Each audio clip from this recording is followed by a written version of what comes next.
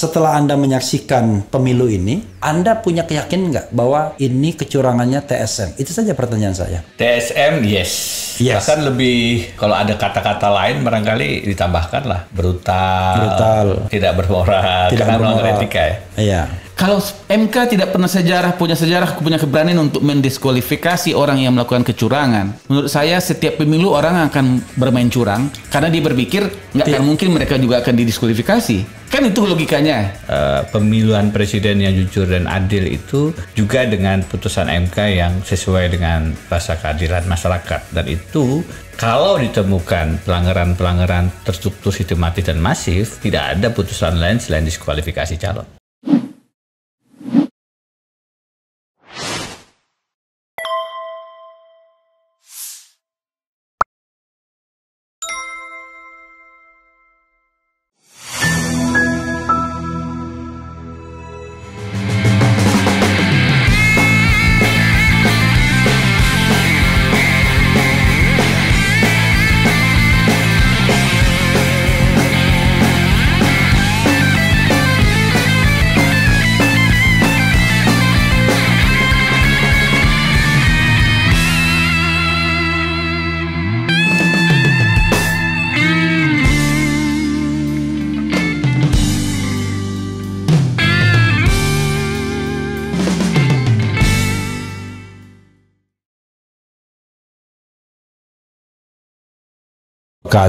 Sobat Era sekalian, saya tidak mau menggebrak meja dan tidak mau terlihat gembira ya, karena ini bukan perkara yang gembira sesungguhnya. Kalau kemarin kan gebrak-gebrak meja itu untuk menguatkan.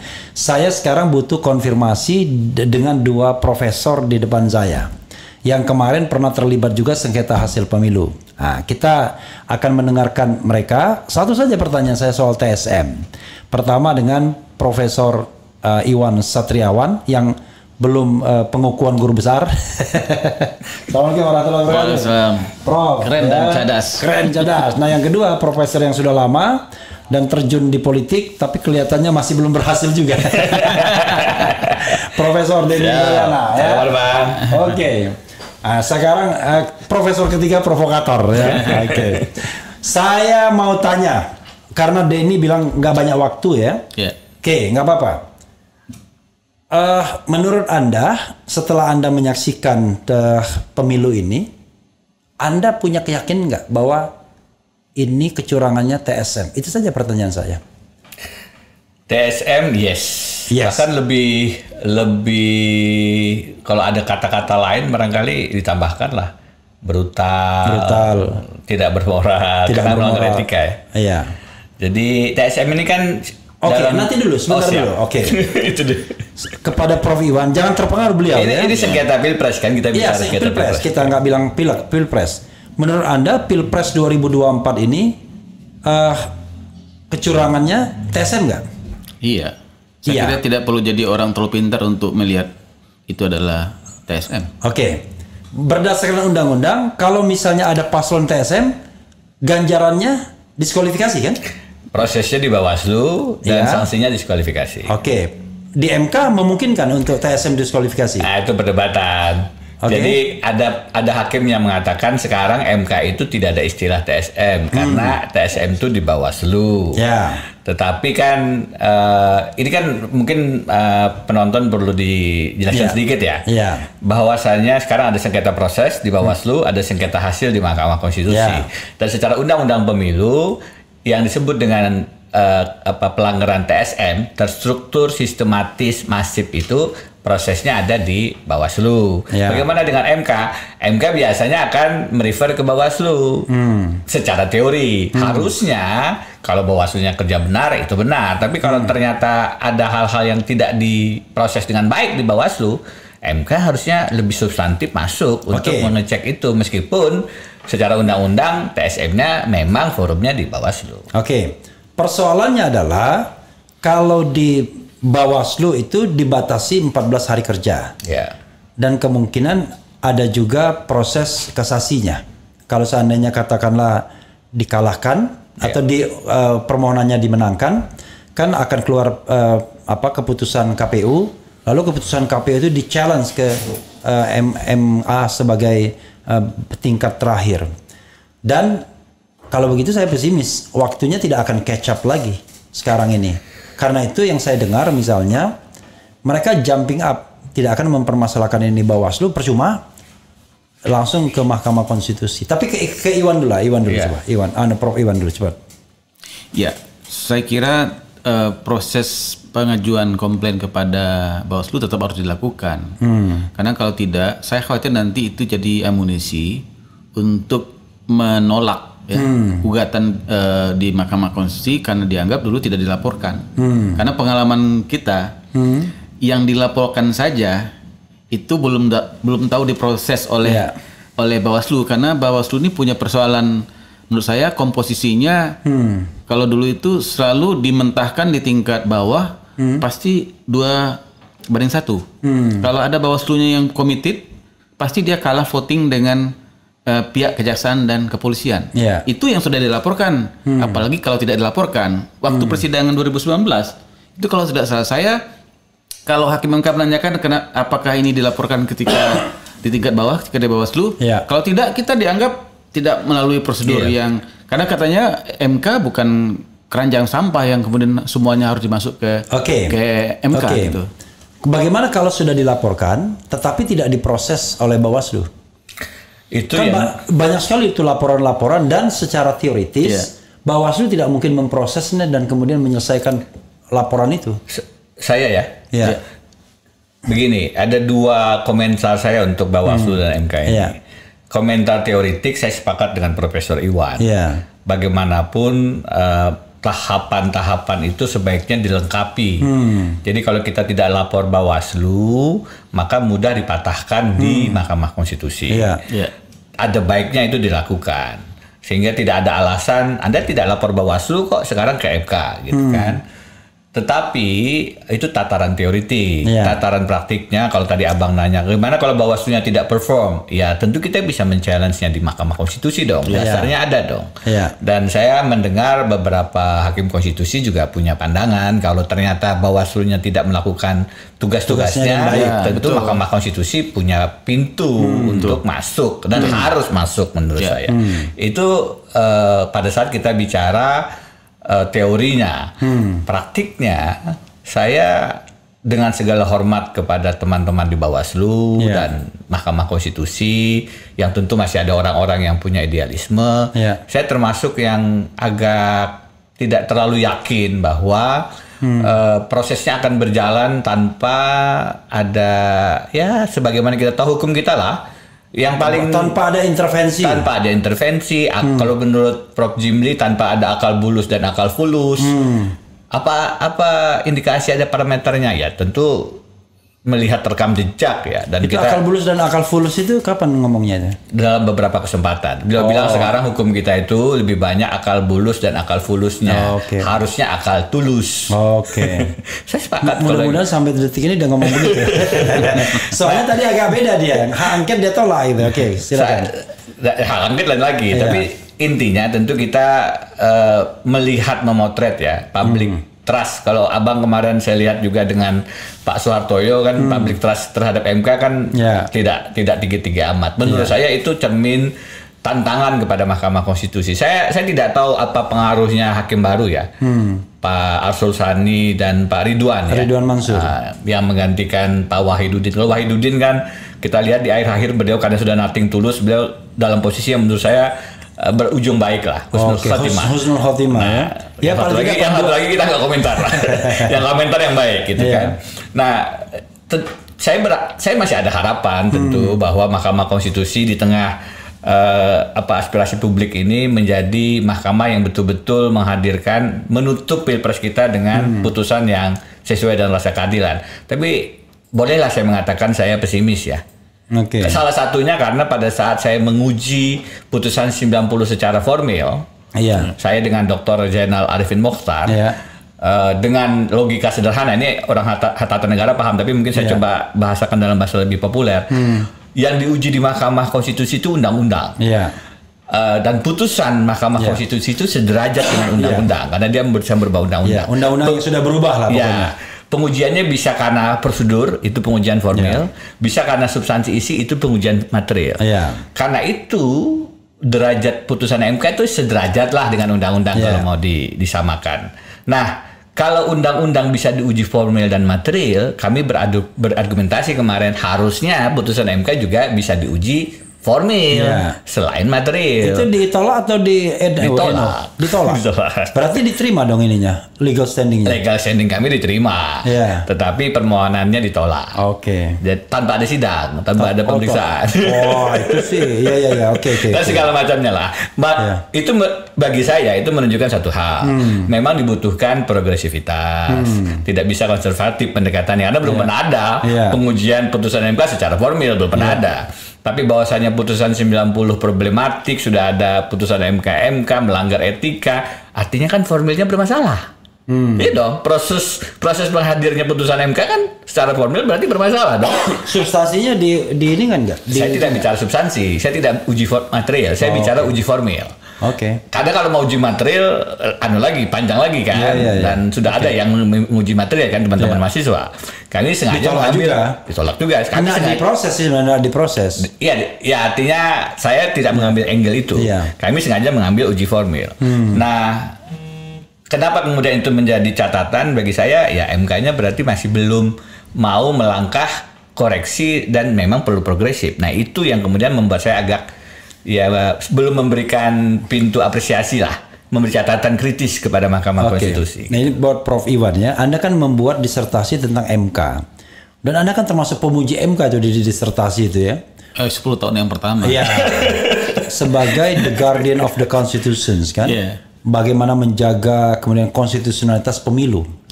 Saya jangan-jangan putusan soal unregistered voters bisa memilih itu Anda juga bahas kan, bagaimana breakthrough-nya MK itu tanpa proses persidangan. Yang Bang Refli jadi pemohon. Saya jadi pemohonnya. Saya sidangnya jam 10 pagi, kemudian putusannya jam 17 waktu yang sama. Itu putusan yang tercepat antara sidang dan putusan. Dan MK kemudian dengan teori substantifnya mengatakan nggak terhalang untuk kemudian breakthrough, tidak mendengarkan lagi pihak-pihak, karena dia memandang sebagai the guardian of the constitution dia perlu melakukan itu. Komentar Anda, pertanggungjawabkan pujian 10 tahun yang lalu. Untuk konteks sekarang siapa tahu kan kolega berubah Anda kan dia berubah. Kolega Anda juga di sana kan sekarang, silakan. Saya kira disertasi saya itu kan evaluasi MK 10 tahun pertama. Saya kira semuanya sepakat bahwa performanya MK itu the rise of the performance of MK. Banyak undang-undang yang diuji dan banyak diterima oleh MK. Tapi disertasi Refli kan juga membuktikan bahwa setelah 10 tahun MK mengalami declining, dan itu juga ditulis oleh Henrianto the rise and the fall of the performance of the Constitutional Court. Persoalannya adalah kita punya masalah di paruh 10 tahun kedua MK itu ada declining performa dari hakim-hakim MK dalam merespon banyak komplain, banyak pengujian undang-undang yang diajukan ke Mahkamah Konstitusi. Dan itu paling serius ketika kemudian ketua MK-nya ditangkap oleh KPK, kemudian dilanjutkan lagi oleh berbagai macam pelanggaran kode etik oleh hakim MK, dan kemudian juga ada hakim MK ditangkap lagi oleh KPK. Dan terakhir kita juga mengikuti banyak pelanggaran kode etik oleh Guntur Hamzah dan sebagainya. Patrialis Akbar, Patrialis Akbar, Akil Muhtar dari Guntur Hamzah, kan? Juga terlibat dengan manipulasi putusan. Perubahan putusan maksudnya. Kode etik ya. Jangan disebut belum dong.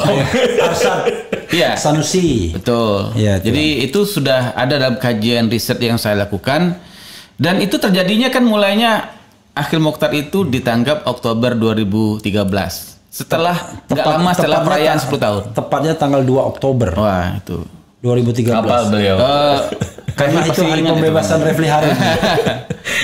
Jadi menurut saya setelah 20 tahun kedua itu mengalami declining, saya kira ini sudah masuk kepada selesai 20 tahun yang kedua, 10 tahun yang kedua. Saya kira ini saatnya harusnya hakim MK yang sekarang menunjukkan bahwa di masuk 10 tahun yang ketiga MK harusnya naik lagi menjalankan fungsinya secara baik. Kalau ingin merubah sejarah ini, jangan sampai sejarah 10 tahun yang kedua itu tetap dilanjutkan. Seharusnya periode sekarang saya ingin nambahkan di sini, Bang. Iya. Menambahkan satu. Terkait dengan Pilpres 2024, noda paling pekat, paling hitam dalam kinerja MK adalah putusan 90. Putusan Mahkamah Keluarga Jokowi. Putusan Paman Gibran ya. Paman Usman untuk Gibran. Saya balik ke TSM lagi. Karena Anda yakin berdua ini TSM. Tapi kasih dong indikator-indikator TSM. Terstrukturnya di mana, sistematisnya di mana, masifnya di mana. Silakan, siapa yang mau duluan? Saya duluan ya. Nanti Prof Iwan nambah ya.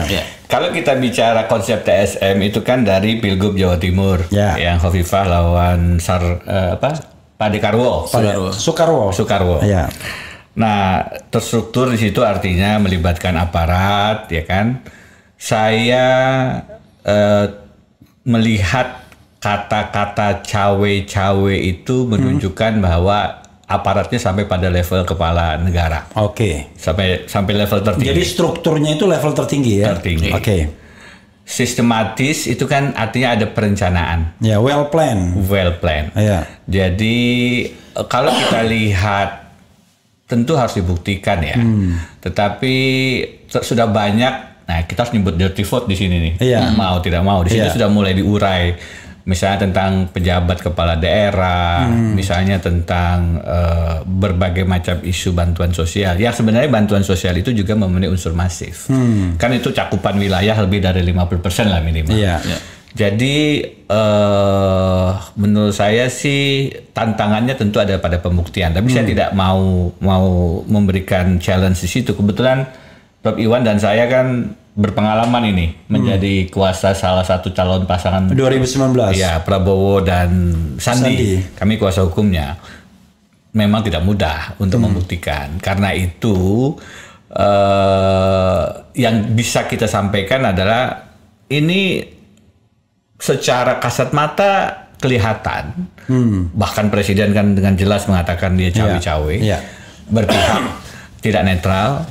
Meskipun kampanyenya secara nyata tidak dilakukan secara resmi, tapi kan non resminya terjadi sebenarnya. Dan karena keterlibatan Presiden inilah saya melihat TSM-nya ini jauh dibandingkan pemilu presiden-presiden sebelumnya. Saya setuju dengan beberapa pendapat yang sudah disampaikan beberapa kalangan. Ini adalah pilpres terburuk dalam sejarah kita. Prof Iwan. Ada pakar yang mengatakan begini, kalau orang ingin menangkan kontestasi politik, itu ketika dia memenangkan pertarungan di tingkat regulasi, maka dia sudah hampir menangkan setengah dari pertarungan itu. Dan saya melihat desain dari penataan, desain kemenangan pemilu itu sudah desain dari misalnya tidak diubahnya undang-undang pemilu. Karena di sana mereka tidak mau kemudian masalah pasal presidensial threshold itu diganti. Kemudian ditutup lagi pintunya di MK ketika pengajuan lebih dari 30 kali judicial review terhadap ketentuan presidensial threshold yang kita juga ikut mengajukan permohonan JR itu. Saya kira itu sudah langkah kedua yang dilakukan. Jadi sudah yang pertama ditutup, yang kedua di MK juga ditutup. Dan yang ketiga puncaknya adalah MK meloloskan batas minimal syarat umur capres dan cawapres. Saya kira itu puncak pelanggaran konstitusional yang serius. Ketika seorang paman bisa memutuskan sebuah pasal yang itu didedikasikan kepada ponaannya, ya itu terang benderang dan MK pun mengatakan itu adalah pelanggaran berat yang serius. Yang berikutnya adalah KPU juga menyambut langsung menerima pendaftaran paslon capres dan cawapres walaupun secara administratif itu sebenarnya belum selesai di tingkat peraturan KPU. Kemudian masalah DPT yang tidak pernah selesai. 2019 masalah DPT itu sudah muncul dalam persidangan MK. Tapi tidak pernah diselesaikan 5 tahun kemudian. Nah, pertanyaannya kalau saya mengatakan berarti sengaja itu dibiarkan. Karena justru malah ada lagi yang mengatakan bahwa kalau ingin memenangkan kontestasi maka pastikan Anda bisa menguasai data pemilu dengan baik. Dan itu bisa digunakan sebagai alat untuk menjamin bahwa pasangan tertentu bisa memenangkan kontestasi. Karena jumlah kartu suara itu dicetak sesuai dengan jumlah DPT. Kalau DPT tidak valid berarti ada kartu suara yang itu bisa dipakai surat suara yang bisa dipakai oleh pasangan tertentu.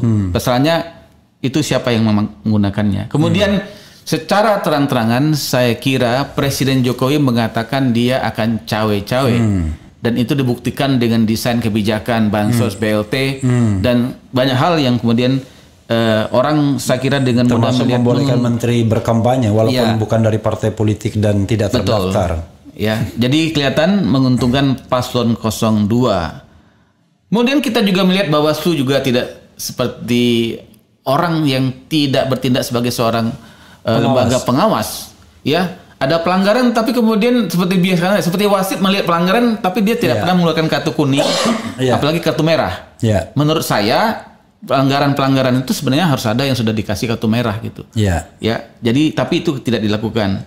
Dan terakhir saya kira tadi saya mengatakan prosedur kita jalani, tetapi saya juga skeptis dengan komposisi hakim MK. Cuma kita berharap kalau hakim MK yang sekarang ini berpikir untuk melakukan perubahan legasi yang mereka ingin tinggalkan supaya 10 tahun kedua itu bisa ditutup dengan performa yang bagus dalam menangani perkara sengketa Pilpres dan Pileg. Saya kira itu akan merubah catatan buruk MK menjadi catatan baik untuk MK ke depan. Pertanyaan saya ya, mengapa pesimis dengan komposisi hakim MK? Bukankah putusan MK mengatakan Anwar Usman tidak boleh menyidangkan sengketa Pilpres karena ada konflik of interest? Berarti kan tinggal 8. Kalau 8 kita lihat, berarti kan ada 4 dissenting dan 4 yang mengabulkan putusan Gibran kemarin. Tapi di antara 4 itu 1 diganti, yang 4 dissenting berarti tinggal 3. Kemudian 1 juga diganti dari kubu ini. Berarti 3-3. Nah sekarang kan kalau kita lihat komposisinya, katakanlah kalau yang pro Gibran 3, yang kemudian tadi tidak mengabulkan Gibran 3 misalnya. Nah sekarang ada 2 hakim baru. Nah kenapa langsung buru-buru pesimis itu? Apa karena dianggap mereka akan penakut begitu? Ya tadi karena dalam banyak cerita pengadilan kita kalau sudah menyangkut perkara yang sedemikian ini, yang very high profile ini, saya melihat daya tahan kemerdekaan kekuasaan kehakiman kita lemah. Jadi saya sepakat dengan Prof. Jimli bahwa masih dikuasai akal bulus dan akal fulus ketimbang akal tulus. Mungkin, sangat mungkin hakim-hakim kita punya akal tulus gitu, tapi masih belum bisa punya benteng menghadapi gempuran yang sedemikian kuat. Ini tentu akan saya ralat kalau nanti ternyata mereka bisa menunjukkan. Mudah-mudahan Anda salah. Saya berdoa saya salah. Sama. Saya berdoa saya salah. Tapi berangkat dari pengamatan, berangkat dari pengalaman, saya termasuk memohon. Saya kan meminta agar Anwar Usman itu di discharge itu sebelum putusan 90, Bang. Yang lain mengajukan setelah permohonan. Sehingga saya bilang sama Prof. Jimli, kalau yang lain argumentasinya final and binding, saya enggak, karena saya sebelum putusan. Tetapi berangkat dari situ, berangkat dengan sudah damai dengan Mahkamah Konstitusi, tapi kan dilaporkan juga ke Kongres. Jadi saya melihat ada hal-hal yang problematik di Mahkamah Konstitusi. Dan mungkin Bang, kalau saya ditanya terus solusinya bagaimana? Bagi saya ada 3 gerakan yang sekarang perlu dilakukan. Gerakan hukum. Sebelum evaluasi 3 gerakan itu, saya ingatkan Anda bahwa kan Anda juga pernah katakanlah mengkampanyekan sistem proporsional itu, tertutup. Dan kita mencurigai bahwa ada desain untuk mengabulkan itu dari kekuasaan. Dan kemudian dikampanyekan dan tidak terjadi. Artinya, padahal kalau kekuasaan mau pada saat itu, apa yang tidak bisa dilakukan oleh kekuasaan karena tekanannya kecil, artinya cuman terbuka tertutup, ataukah karena memang pada waktu itu ya hakim MK ternyata mempan juga kalau ada dukungan civil society? Yang mendukung tidak hanya civil society, Bang, tapi juga partai politik. Ya jangan salah, di sini kan permohonannya kan ada 5 partai politik, theoretically. Persis, tapi kemudian kan DPR 8 partai menolak kan, hanya 1 yang relatif tidak artinya setuju kan. Jadi hakim di sini juga kalau kita bicara komposisi, yang mana nih? Yang di 01 dan 03. Oke. Itu kalau bergabung itu mayoritas 314 melawan 261. Persis. Ya. Tapi kita tahu persis bahwa sekarang koalisi di pemerintahan Jokowi hanya satu yang di luar, yang lain sudah di dalam. Ya. Jadi ada anomali kalau kita hanya berhitung angka ya. Karena realitasnya kan koalisi dan oposisinya ini nggak terlalu jelas. Ada di 01 dan 03, tapi juga ada di kabinet. Ya. Jadi kalau saya lanjutkan Bang, justru karena berangkat dari pengalaman mengadvokasi sistem pemilu legislatif yang tetap terbuka itu, maka tidak cukup hanya dibutuhkan langkah hukum. Jadi kalau saya bilang ke beberapa teman, kalau kita ingin melakukan memang menjaga demokrasi tetap dan tidak makin buram, maka ada gerakan hukum, di Mahkamah Konstitusi dan Bawaslu. Kedua ada gerakan politik, yaitu hak angket dan hak konstitusional lain di DPR. Dua-duanya menurut saya. Sorry tadi angket. Saya agak lost sedikit, saya agak mikir. Jadi ada gerakan hukum di Mahkamah Konstitusi dan Bawaslu. Ada gerakan politik, hak-hak DPR, angket, interpelasi dan seterusnya itu di DPR. Dua-duanya menurut saya baik gerakan hukum maupun gerakan politik ya punya problemnya. Tadi yang politik kita bisa hitung kalau memang butuh untuk menyatakan pendapat 2/3 hadir, 2/3 setuju. Dengan kalkulasi sekarang tapi coba lihat sudah mulai ada yang mengatakan tidak perlu dan seterusnya dari 01 atau bahkan 03. Yang tersisanya gerakan sosial. Gerakan sosial, beberapa teman sudah mulai memikirkan adanya people tribunal. Peradilan rakyat bagi Jokowi. Jadi tidak lagi peradilan negara yang sudah kehilangan legitimasi di mata etis dan moralis kita dan konstitusionalis kita. Tapi adalah ya sudah kita ambil ini gerakan publik yang ada adalah people tribunal, peradilan rakyat atas berbagai macam pelanggaran dan kejahatan rencana, indikasi ya. Ini kalau nggak pakai indikasi atau dugaan repot kita nih. Dugaan yang dilakukan oleh Presiden Jokowi. Dan menurut saya berangkat dari kasus advokasi sistem pileg terbuka, MK bisa kemudian memilih itu salah satunya karena ada advokasi publik. Jadi jangan hanya bicara pembuktian TSM, tapi harus ada gerakan yang juga masif dan juga dengan angka yang tidak sedikit untuk juga memberikan semacam pesan aspiratif kepada MK ini harus diputus dengan benar sesuai rasa keadilan. Dan menurut Anda kalau seandainya MK memutuskan bahwa ini TSM dan kemudian mendiskualifikasi calon itu benar? Harusnya. Kalau kita bicara TSM putusannya diskualifikasi Bang. Kalau alternatifnya kan cuma dua nih. Kalau dalam hal saya itu pemungutan suara ulang pada saat Pilgub Kalimantan Selatan.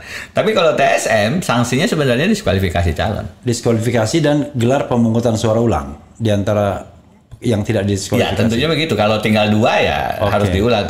Apakah kemudian otomatis nomor satu yang menang? Menurut saya problematik tuh kalau begitu caranya nih. Ini kan aturannya kosong nih Bang. Kalau yang begini nih, tentu ada perdebatan tata negaranya gitu. Kalau saya memilih ya pemungutan suara ulang. Prof Iwan? Saya klarifikasi dulu tentang MK tadi ya. Saya pesimis dengan MK itu karena pengalaman beberapa tahun yang di belakang. Ya kan? Berapa tahun? Ya mungkin 5 tahun ke belakang. 5 tahun sejak ke belakang. Pilpres 2019. Bukan 10 tahun belakang. Kalau 10 tahun belakang 2010 itu Akil Muhtar sudah 2010. Ya, itu termasuk. Tapi eskalasi. Berarti 14 tahun belakang berarti. Ya, eskalasinya kan meningkat di menjelang pemilu ini ya. Tapi itu dimulai dari pemilu 2019 ketika menurut saya kira proses persidangan itu tidak berjalan dengan sebagaimana mestinya ya. Karena kita punya waktu yang sangat singkat untuk membuktikan. Dan tidak ada sebenarnya pembuktian yang secara saintifik untuk membantah apa yang kita sampaikan. Omon-omon aja gitu ya. Dan saya pesimis karena juga kemudian banyak sekali gugatan-gugatan judicial review yang kemudian ditolak. Yang menurut saya itu harusnya sangat mudah untuk diterima. Ya presidential threshold. Contoh presidential threshold. Padahal gugatannya Almas itu legal standingnya nggak jelas diterima. Ini Gatot Nurmantio nggak diterima legal standingnya. Itu contohnya. Saya bilang itu contoh inkonsistensi. Almas lagi gugat saya 500 miliar. Itu contoh konkret inkonsistensi pertimbangan hukum hakim MK dalam perkara yang berbeda. Tetapi kalau saya ingin ke depan ini terkait dengan sengketa pilpres ke depan, tentu saya punya harapan kepada hakim MK yang sekarang kalau mereka ingin merubah catatan sejarah yang tidak baik dalam beberapa tahun yang belakang ini. Misalnya kita sama-sama mengingatkan hakim MK bahwa salah satu fungsi dari MK itu adalah kan sebagai the guardian of constitution. Dia menegakkan prinsip-prinsip konstitusi.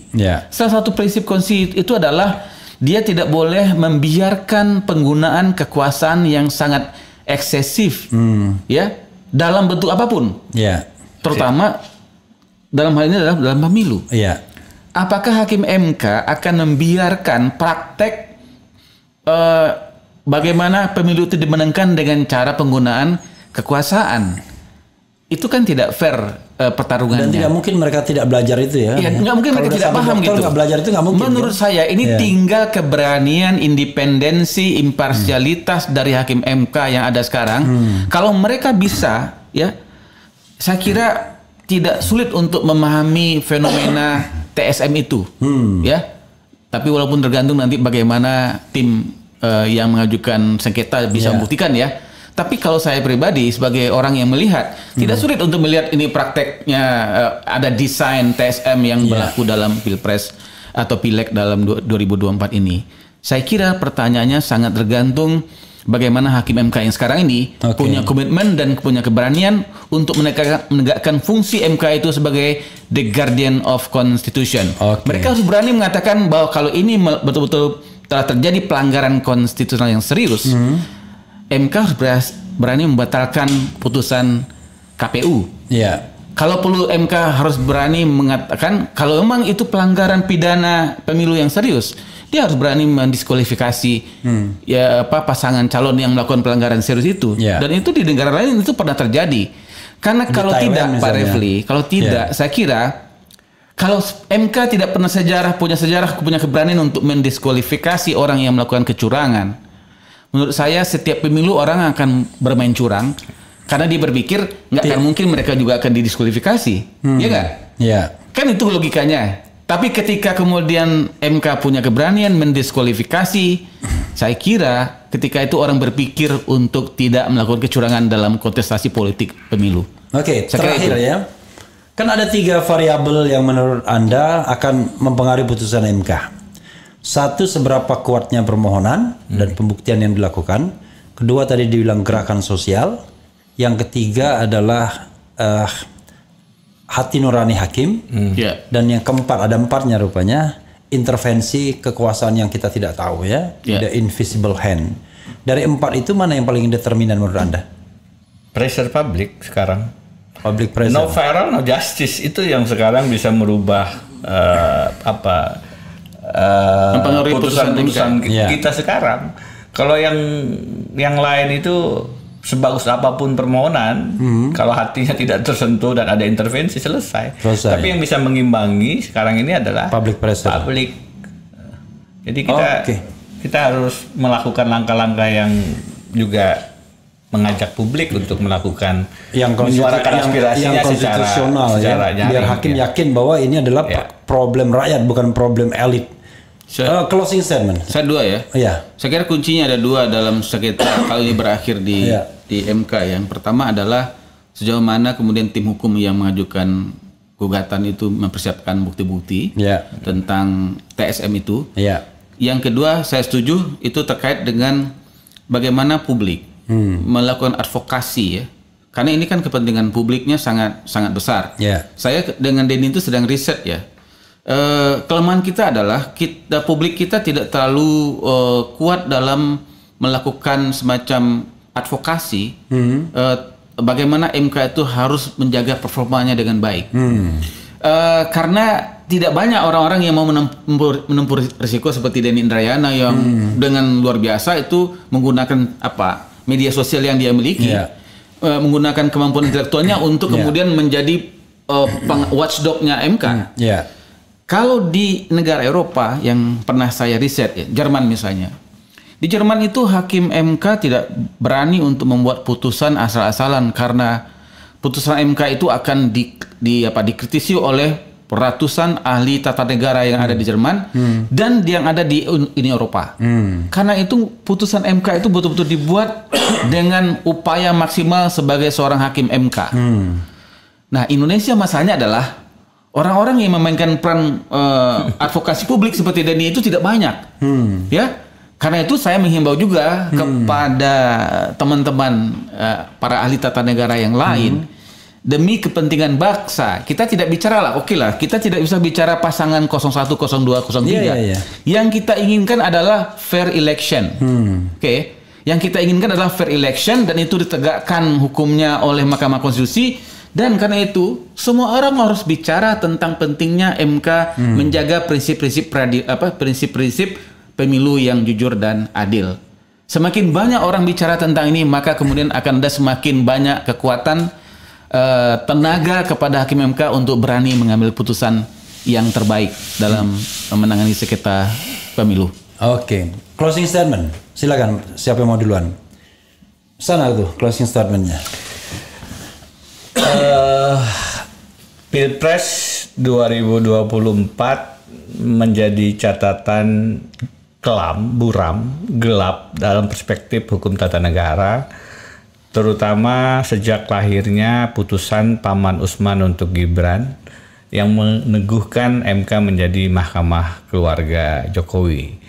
Tidak ada jalan lain untuk kemudian mengembalikan pemilihan presiden yang jujur dan adil itu juga dengan putusan MK yang sesuai dengan rasa keadilan masyarakat. Dan itu kalau ditemukan pelanggaran-pelanggaran terstruktur, sistematis dan masif, tidak ada putusan lain selain diskualifikasi calon. Prof? Ya, saya kira para ahli tata negara sepakat akan satu hal ya, bahwa kalau kita ingin mengukur kualitas demokrasi sebuah bangsa, maka parameter yang pertama yang sering digunakan sebagai dasar adalah bagaimana kualitas pelaksanaan pemilu yang mereka adakan. Semakin baik pemilu atau semakin berkualitas pemilu yang diadakan oleh sebuah negara, maka pemilu itu akan menghasilkan pemimpin yang legitimate, pemimpin yang berkualitas. Sebaliknya, semakin buruk kualitas pemilu, maka dia juga tidak bisa menghasilkan pemimpin yang berkualitas. Karena itu, saya melihat menjaga supaya pemilu itu berjalan dengan jujur dan adil, menjaga kualitas pemilu itu adalah bagian dari kepentingan jangka panjang kita untuk merawat demokrasi yang sudah kita perjuangkan semenjak tahun 1998. Kita ini adalah generasi 90 yang ikut turun ke jalan ketika memperjuangkan melawan otoritarianisme Orde Baru dan memperjuangkan demokrasi.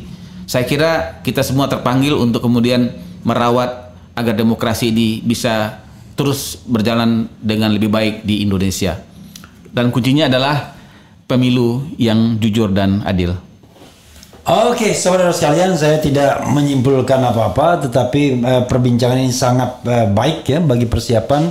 Paling tidak kita berjuang dulu lah, baik itu di ranah hukum maupun di ranah politik dan di ranah sosial. Mudah-mudahan ketiganya bertemu dan kemudian baik bagi Indonesia, tidak hanya sekedar baik bagi pasangan calon tertentu.